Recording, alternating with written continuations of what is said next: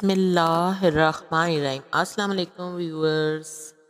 Tooth paste میں زہر لگا کر اپنے دشمن کو مارنا، ایک دشمن ملک یا دوسرے ملک کے ایئرپورٹ میں اپنا پلین لے کر رات کے اندھیرے میں اترنا اور ایک ہائی جیک پلین جس میں ان کے اپنے لوگ سوار ہوں ان کو وہاں سے نکال کر لے جانا،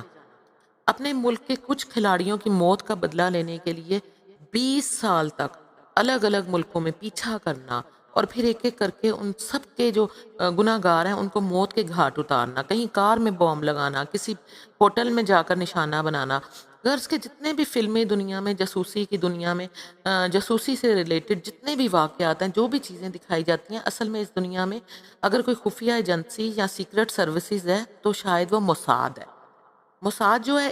اسرائیل کی خفیہ ایجنسی ہے جو اپنے کام، اپنے کارناموں سے ہر بار دنیا کو چونکا دیتی ہے۔ اسی موساد کی طرف اب پھر انگلی اٹھی ہے اور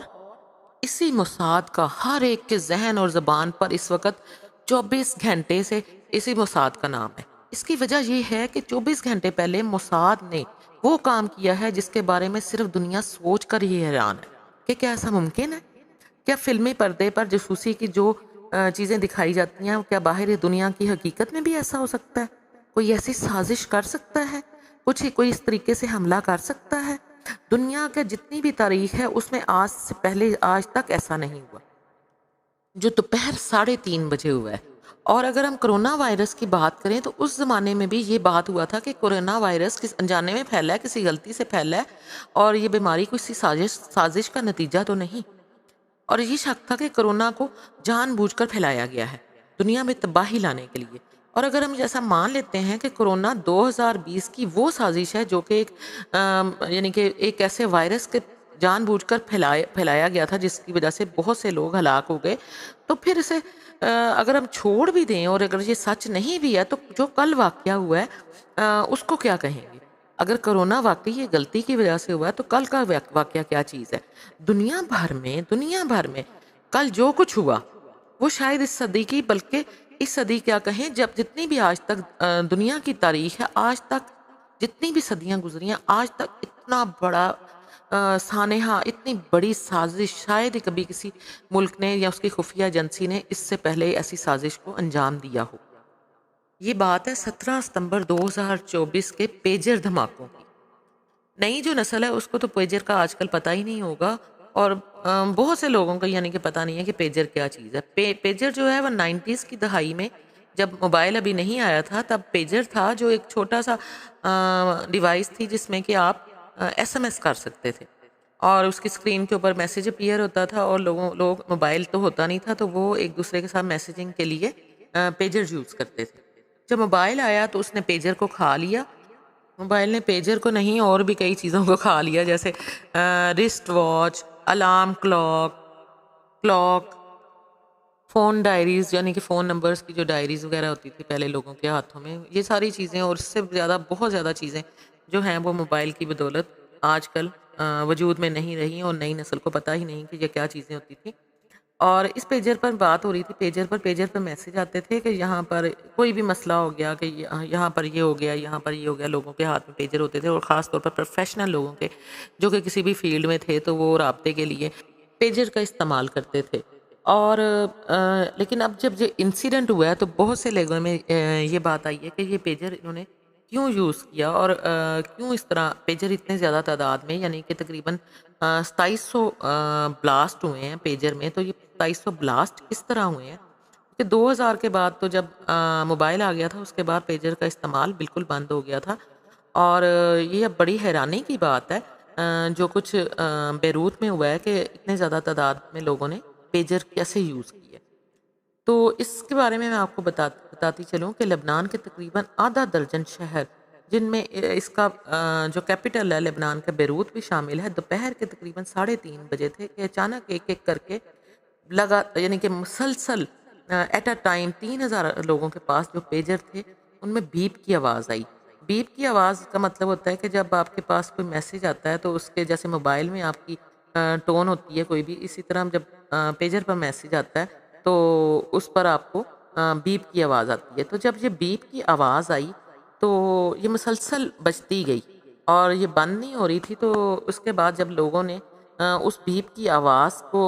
سنا تو جہاں جہاں ان کا موبائل پڑا ہوا تھا، اگر ان کی پاکٹ میں تھا، کیونکہ زیادہ تر موبائل یا تو شرٹ میں رکھا جاتا ہے یا پینٹ کی پاکٹ میں رکھا جاتا ہے، تو پھر انہوں نے جو ہی وہ اس پیجر کو نکالا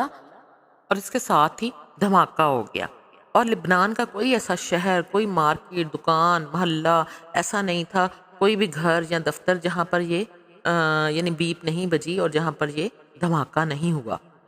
کوئی سبزی خرید رہا ہے، کوئی پھل خرید رہا ہے کہ دھماکہ ہو گیا، اور 3000 دھماکے ایک ساتھ الگ الگ شہروں میں تقریباً ان دھماکوں نے 2800 لوگوں کو متاثر کیا اور کافی لوگ ہلاک بھی ہو چکے ہیں۔ اتنا بڑا آپریشن، اتنی بڑی سازش، اتنی بڑی پلاننگ کوئی کیسے کر سکتا ہے کہ ایک ساتھ 3000 لوگوں کے پاس جو پیجر ہوں ان میں بیشک وقت دھماکہ ہو جائے۔ لیکن سوچنے کی بات یہ ہے کہ آج کے دور میں بھلا پیجر کون استعمال کرتا ہے؟ جب موبائل کا دور ہے تو آپ کے پاس کال ہے، ویڈیو کال ہے، میسیجز ہیں، واٹس ایپ ہیں، سارے یہ سسٹمز ہیں، تو پیجر کیوں استعمال کیا جا رہا ہے؟ اس کی کہانی یہ ہے کہ لبنان میں حزب اللہ ہے، اور آپ جانتے ہیں کہ حزب اللہ کے نشانے پر ہمیشہ اسرائیل ہوتا ہے، اور یہ کہانی فروری سے شروع ہوتی ہے۔ فروری میں حزب اللہ کے جو کمانڈر ہیں انہوں نے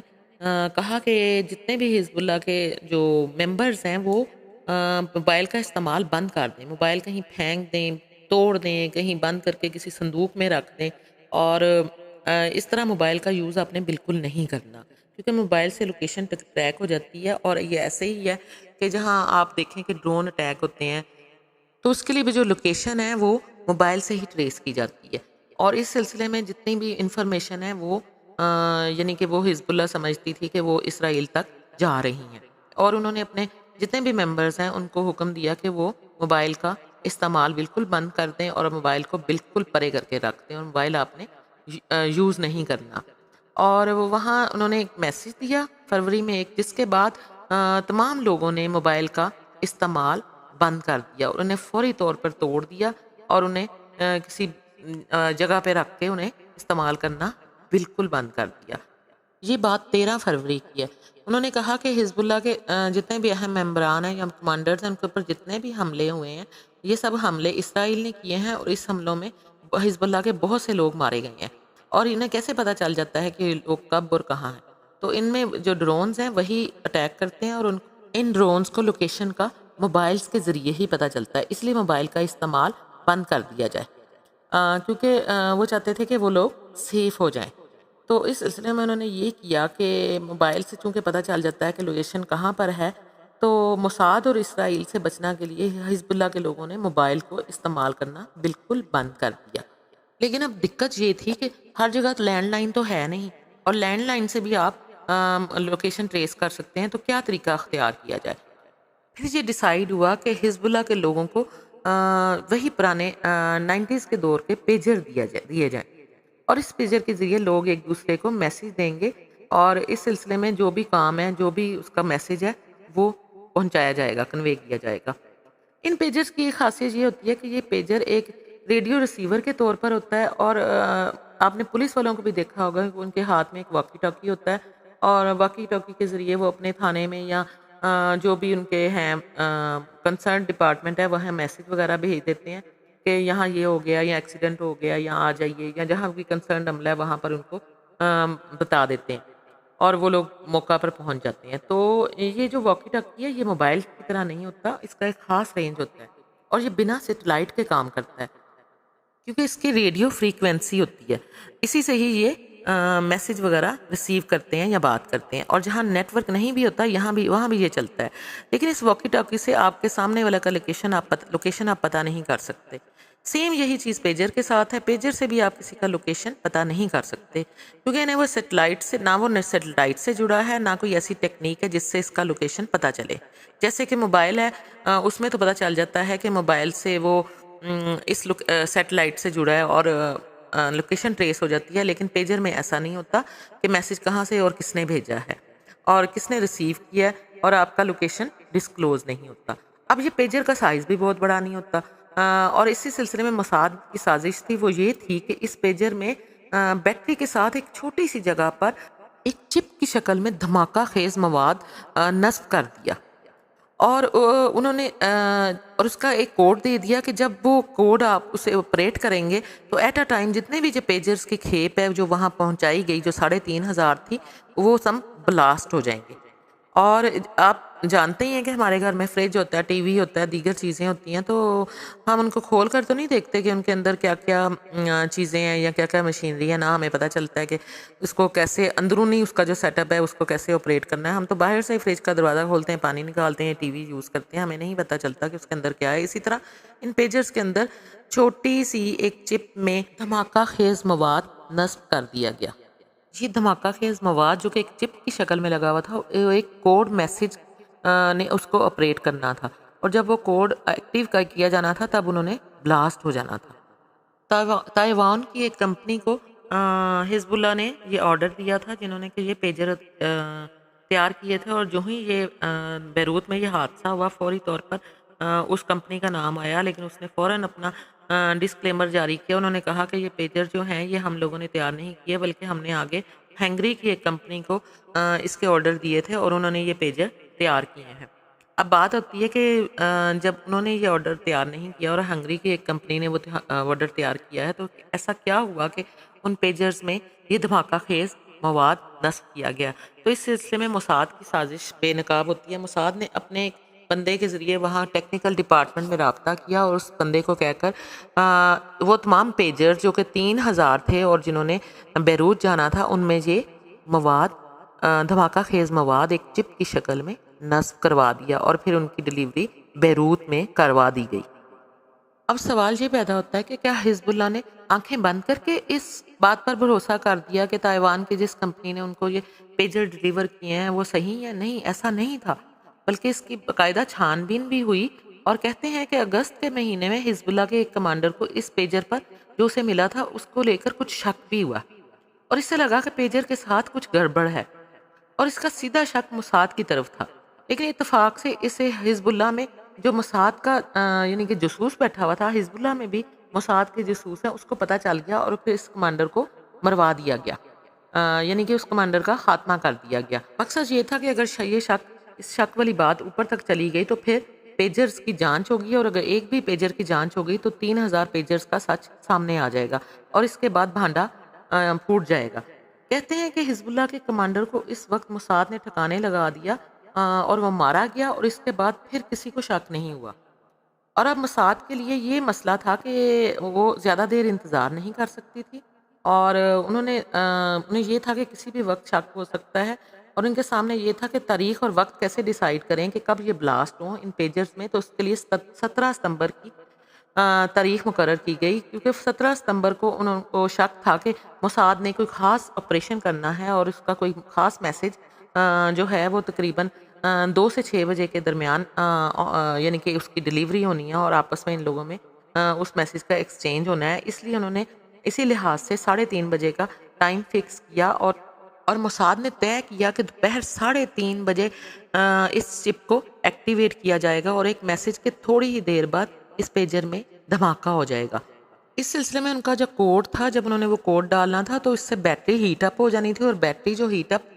جب بیٹری ہیٹ اپ ہوئی تو اس کے بعد یہ ہوا کہ اس سے جو بیٹری کے ساتھ جو چپ میں دھماکہ خیز مواد تھا وہ پھٹ گیا۔ ایٹ اے ٹائم 3:30 بجے 3,500 موبائلز میں بلاسٹ ہوا، اور لوگ اس کی زد میں آئے، اور بہت سے لوگ اس میں اللہ کو پیارے ہو گئے، اور کچھ لوگ بلکہ کافی زیادہ لوگ تقریباً 2700-2800 کے قریب زخمی ہو گئے۔ اور اب تازہ ترین اس میں یہ ہے کہ واکی ٹاکیز میں بھی دھماکے ہوئے ہیں، اور واکی ٹاکیز میں بھی یعنی کہ اگلے دن واکی ٹاکیز میں دھماکے ہوئے ہیں، اور واکی ٹاکیز میں بھی بہت زیادہ لوگ جان سے گئے ہیں۔ اب سوال یہ پیدا ہوتا ہے کہ 2700 کے قریب تو دھماکے ہوئے، باقی 300 لوگ کیسے بچ گئے؟ یعنی باقی 300 لوگوں کی کہانی یہ ہے کہ کچھ کے موبائل تو چارجنگ پہ لگے ہوئے تھے، اور کچھ کے ان کے ہاتھ میں نہیں تھے، یعنی وہ موبائل سے دور تھے، باتھ روم میں تھے یا کسی اور جگہ پر تھے، تو اس وجہ سے ان کی جان بچ گئی، اور کیونکہ ان موبائلز کے ارد گرد اس وقت کوئی نہیں تھا۔ یہ بڑی الارمنگ سچویشن ہے۔ آپ دیکھیں کہ دنیا میں تقریباً 8 ارب کی آبادی ہے، اور اس میں سے تقریباً 7 ارب لوگ موبائل یوز کر رہے ہیں، اور اب لوگ اس بات سے بہت زیادہ خوفزدہ ہو گئے ہیں۔ وہ سوچ رہے ہیں کہ اگر پیجر جیسے چیزوں میں دھماکہ ہو سکتا ہے تو موبائل بھی تو سیف نہیں ہے۔ آج کل ہر انسان کے ہاتھ میں موبائل ہے، کوئی بھی انسان ایسا نہیں ہے جس کے پاس موبائل نہ ہو، اور آپ سوچیں کہ اگر اس موبائل کو ہی بم بنا کر انسانوں کو دے دیا جائے تو پھر کیا ہوگا؟ حالانکہ ایکسپرٹس کہتے ہیں کہ موبائل کو شاید اس کام کے لیے اس طرح اتنے بڑے پیمانے پر ہیک کرنا مشکل ہے، لیکن یہ جو ٹیکنالوجی اور ٹیکنیک آئی ہے، پتہ نہیں آنے والے وقت میں کیا کیا رنگ دکھائے گی۔ اتنی لمبی پلاننگ، اتنی گہری پلاننگ، اس واقعے کے اثرات بہت گہرے ہیں اور ہم سب کے لیے بہت زیادہ الارمنگ ہے، اور پوری دنیا اس واقعے سے ہل کر رہ گئی ہے کہ آئندہ پتہ نہیں کیا کیا ہوگا، اور اس ٹیکنالوجی کو کہاں کہاں پر کس کس طریقے سے اپنے دشمن ملکوں سے بدلہ لینے کے لیے، یا دشمنوں سے، یا اپنے دشمن جتنے بھی کنٹریز ہیں، جو خطے ہیں، ان کے خلاف کس طرح استعمال کیا جائے گا۔ اللہ تعالیٰ ہم سب کو دشمنوں کے شر سے محفوظ رکھے۔ ویڈیو پسند آئی ہو تو اسے لائک کر دیجئے گا، میرے چینل کو سبسکرائب کر دیجئے گا، دعاؤں میں یاد رکھیے گا، اپنا اور اپنے گرد و نواح کے لوگوں کا بہت خیال رکھیے گا۔ جزاک اللہ، اللہ حافظ۔